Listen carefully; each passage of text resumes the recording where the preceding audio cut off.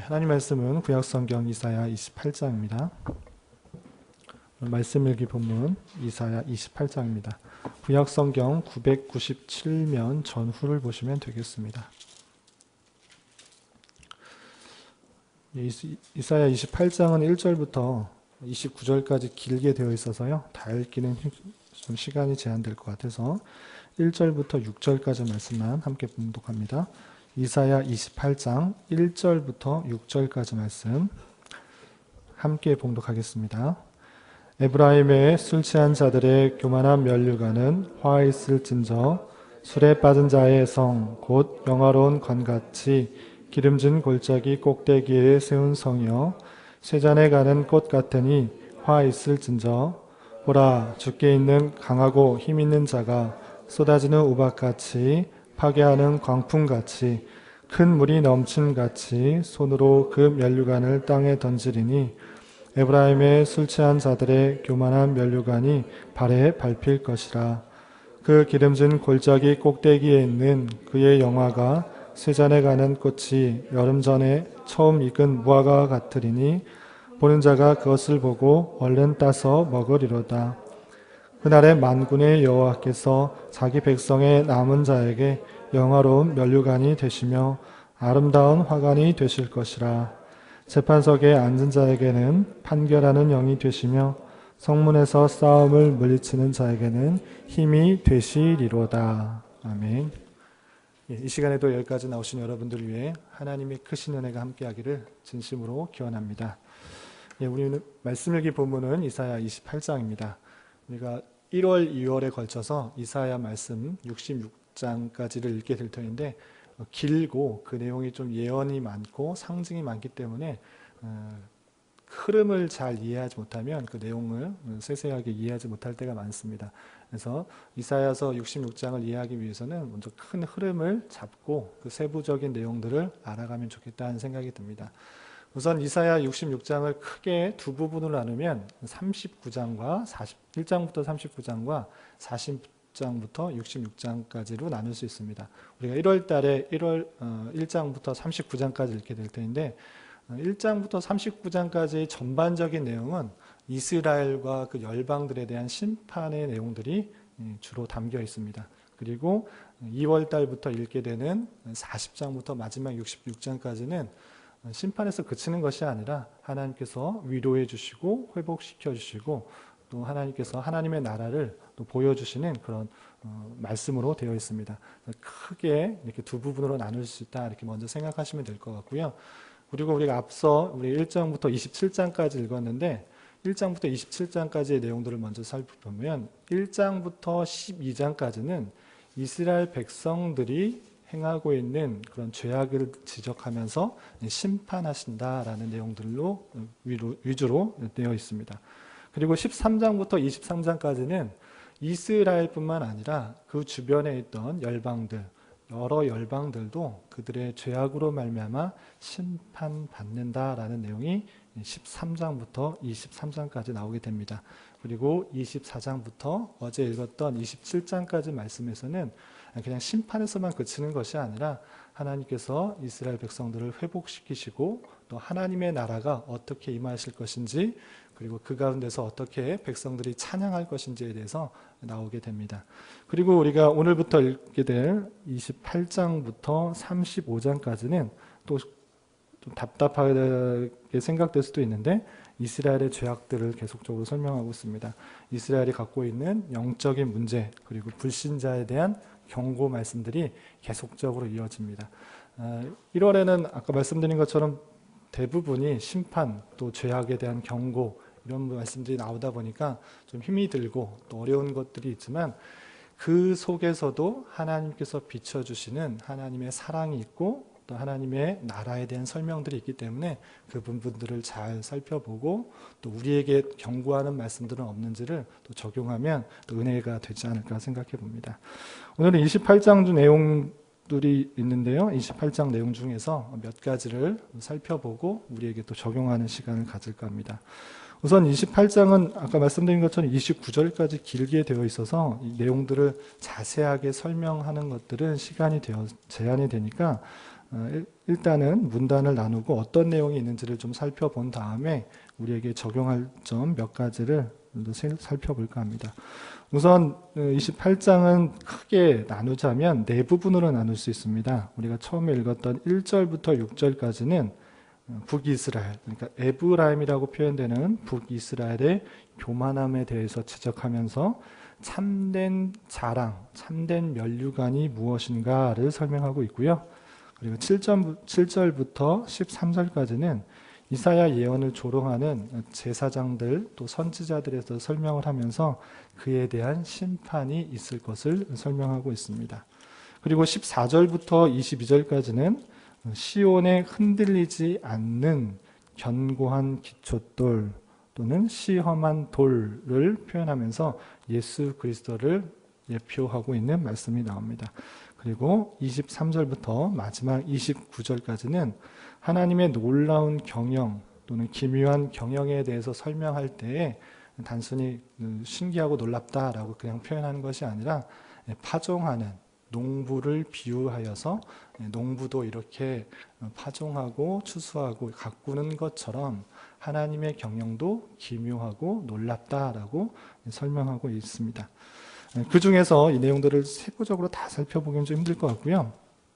우리가 읽었던 말씀, 첫 번째 단락인 1절부터 6절까지 나오고 있는 에브라임의 교만한 면류관에 대해서 살펴보면서 성도가 가져야 될 자랑, 면류관이 무엇인지, 성도의 면류관이 무엇인지 좀 살펴볼까 합니다.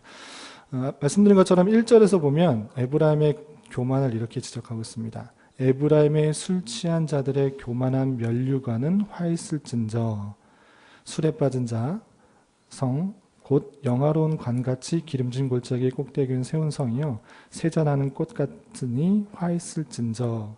에브라임, 북이스라엘이라고 표상되는 에브라임에 대해서 지적할 때 그들은 교만한 면류관을 가지고 있다라고 표현하고 있고 그에게는 화가 임하게 될 것이다 라고 표현하고 있습니다. 3절에도 마찬가지로 에브라임의 술 취한 자들의 교만한 면류관이 발에 밟힐 것이다 라고 표현하고 있습니다. 기름진 골짜기 또는 교만한 면류관이라고 계속적으로 지적하고 있는데 그 에브라임, 북이스라엘이 갖고 있었던 특징이 무엇인가 여러분들 갖고 계시는 말씀일기 설교 노트에도 잘 표현되어 있습니다. 에브라임은 남유다에 비해서 지리적으로 더 컸을 뿐만 아니라 땅이 더 비옥하고 또 경제적으로도 남유다에 비해서 훨씬 더 잘 살았던 것을 볼 수 있습니다. 그렇기 때문에 좀 더 풍요롭고 넉넉한 그 생활 가운데 교만하였다, 기름진 것을 가지고 그들이 교만하였다라고 표현하고 있는 것입니다. 외적인, 일시적인 그런 풍요로운 번성함을 가지고 교만하였다 또는 기름진 골짜기에 세운 것을 가지고 하나님을 의지하지 않는 것을 볼 수 있습니다. 그렇기 때문에 에브라임의 술 취한 자들의 교만한 면류관, 그들이 갖고 있는 외적인 그런 것에 대한 그 면류관이 밟힐 것이다 라고 표현하고 있는 것입니다. 그렇다면 성도에게 있어서 참된 면류관은 무엇인가? 5절에 이렇게 표현하고 있는 것을 볼 수 있습니다. 5절 보면 그날에 만군의 여호와께서 자기 백성의 남은 자에게 영화로운 면류관이 되시며 아름다운 화관이 되실 것이다 라고 표현하고 있는 것입니다. 그러니까 성도에게 있어서 참된 면류관은 다른 외적인 것이 아니라 일시적인 것이 아니라 영원하시고 가장 선하시고 아름다우시고 최고의 상급 되시는 여호와 하나님 그분 자체가 면류관, 아름다운 화관이 된다라고 표현하고 있는 것입니다. 이런 말씀을 대하면서 우리의 자랑, 우리의 면류관은 무엇으로 생각하고 어떤 것을 조차 살아가고 있는지를 점검해야겠다라고 적용할 수 있겠습니다. 외적인 부유, 평안 또는 직업적인 것, 위치적인 것, 어떤 외적인 일시적인 것들을 대해서 자랑하고 좇고 추구하는 것이 아니라 영원히 없어지지 아니하는 그런 참된 가치를 쫓는 것, 우리를 구원하여 주시고 신실하게 다스려 주시고 섭리하시는 그 하나님, 그분만이 우리의 자랑이 되어야 될 것입니다. 이런 말씀을 대하면서 우리가 가치를 가지고 추구해야 될 것이 외적인 어떠한 것이 아니라 성도에게 있어서의 오직 자랑, 오직 면류관은 하나님밖에 없다는 사실들을 잊지 말고 내 자랑은 우리를 구원하여 주신 그분만이 자랑이 되어서 살아갈 수 있는 저와 여러분이 되시기를 부탁을 드리겠습니다. 두 번째는 에브라임뿐만 아니라 유다에게 또 계속적으로 경고하는 말씀들이 있는데요. 오늘 28장에 다 읽진 않았지만 계속적으로 반복해서 표현하는 구절인들이 있는데 그것은 교만이라는 단어입니다. 교만이라는 것인데요. 우리 1절에서도 아까 본 것처럼 술 취한 자들의 교만한 면류관이라고 표현하면서 에브라임의 교만을 지적하고 있고요. 아까 3절에서도 에브라임의 술 취한 자들의 교만한 면류관이라고 표현하면서 이 교만을 지적하고 있습니다. 계속해서 9절을 보면 28장 9절을 보면 그들의 교만한 모습들을 이렇게 설명하고 있습니다. 그들이 이르기를 그가 누구에게 지식을 가르치며 누구에게 도를 전하며 깨닫게 하려는가 젖떨어져 품을 떠난 자들에게 하려는가 라고 하면서 이사야 선지자가 예언하고 선포하고 하나님 말씀을 전하는 것들에 대해서 귀 기울여 듣지 않는 교만한 모습들을 볼 수 있습니다. 12절 하반절에도 이렇게 표현하고 있습니다.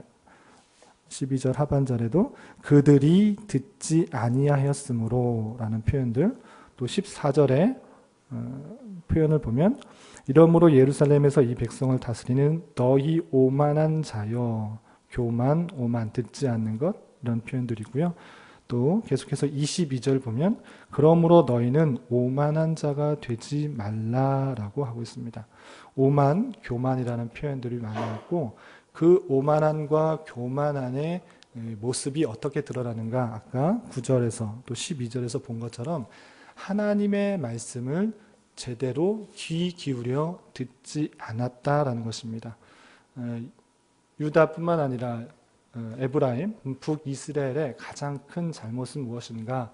오늘 말씀에서 지적하고 있는 것은 교만한 마음으로, 오만한 마음으로 하나님의 말씀을 귀 기울여 듣지 않고 자신의 생각, 자신의 가치, 판단을 가지고 삶을 살아갔다라는 것입니다. 그런 자세가 교만함, 오만함으로 드러나고 하나님의 진노의 모습으로, 진노를 일으키는 모습으로 드러났다라는 것입니다. 그러면 어떻게 해야 되는가? 반대로 생각하면 되는 것입니다. 어떻게? 하나님의 말씀을 귀 기울여 듣고 실행해야 된다는 것입니다. 그런 표현이 여러 가지 되어 있는데요. 23절에 이렇게 강조하고 있는 것을 볼 수 있습니다. 23절에 보면 너희는 귀를 기울여 내 목소리를 들으라. 자세히 내 말을 들으라. 하나님의 백성으로서 가장 기본적인 자세는 내가 하나님의 백성이기 때문에 하나님의 자녀이기 때문에 나의 주인 되신 나의 아버지 되신 그의 말씀을 듣고 그대로 순종하는 모습이 있어야 되겠다라는 것입니다. 우리가 어느 정도 신앙생활을 하면 보면 내가 알고 있는 경험, 지식, 또 내가 만든 하나님 어느 정도 자리를 잡고 있기 때문에 내 마음대로 신앙생활하고 또 내 뜻대로 행하기가 쉬운 것을 볼 수 있습니다. 그런 것이 아니라 성도의 마땅한 자세는 신앙생활의 연륜이 어떻게 됐든지 간에 늘 겸손한 마음으로 하나님께서 하시고자 하는 말씀이 무엇인지를 분별하고 그 뜻대로 순종하려는 그런 자세가 있어야 될 것이다. 그 모습이 성도에게 필요한 모습이다 라고 할 수 있는 것입니다. 그렇기 때문에 성도에게 있어서의 바른 자세는 교만, 오만이 아니라 겸손함이다 라고 할 수 있습니다. 내가 갖고 있는 경험, 지식, 또 생각, 또 기대 모든 것을 내려놓고 주님께서 하시고자 하는 말씀대로 순종하려는 자세, 그것이 성도에게 필요한 자세라는 사실들을 가지고 늘 주님의 말씀에 귀 기울여 그 말씀대로 살아가기에 힘쓰는 저와 여러분이 되시기를 부탁을 드리겠습니다. 마지막으로 한 가지 더 생각해 볼 것은 23절부터 29절까지 하나님의 경영에 대해서 그 기묘하고 지혜롭고 알 수 없는 그 하나님의 경영에 대해서 농부의 비유를 들면서 설명을 하고 있는데요. 제가 그냥 쭉 읽어보겠습니다. 저희가 실제적으로 농사를 짓는 그런 일들을 행하지 않았기 때문에 자세하게는 알 수 없지만 그것을 비유를 들어서 이렇게 설명하고 있습니다. 23절부터 29절까지 제가 좀 빠르게 한번 읽어보겠습니다. 너희는 귀를 기울여 내 목소리를 들으라. 자세히 내 말을 들으라. 파종하려고 가는 자가 어찌 쉬지 않고 갈기만 하겠느냐? 자기 땅을 개간하며 고르게만 하겠느냐? 지면을 이미 평평히 하였으면 소회향을 뿌리며 대회향을 뿌리며 소맥을 줄줄이 심으며 대맥을 정한 곳에 심으며 귀리를 그 가에 심지 아니하겠느냐?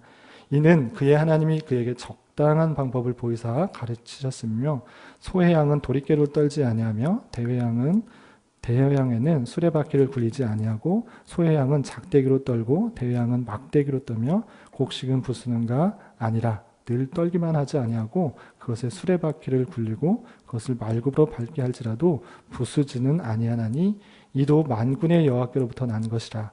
그의 경영은 기묘하며 지혜는 광대하니라.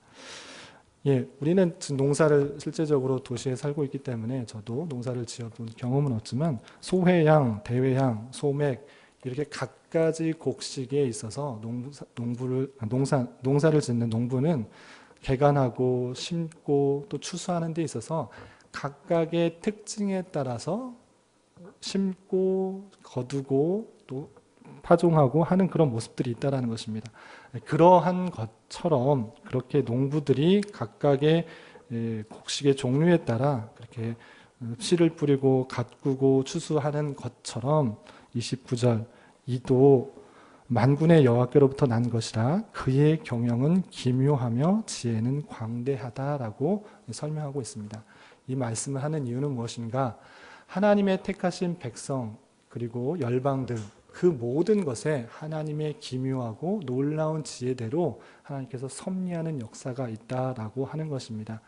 때로 하나님의 백성에게 심판하실지라도 경고하실지라도 다양하게 역사할지라도 그 모든 것들이 하나님의 놀라운 지혜로운 또 광대한 섭리가 있다라는 사실들을 알고 때로 우리를 힘들게 하고 또 어렵게 하고 심판받는 가운데 있을지라도 이 또한 하나님의 놀라운 섭리 가운데 우리를 성숙시키시며 이끌어 가시는 하나님의 섭리로 알고 때로 내게 죄를 지적하실 때 경고하실 때 그것이 나의 죄 때문 아닌지 바른 길로 가게 하시려는 하나님의 섭리의 손길은 아닌지 늘 돌아보며 나아가야 될 것입니다.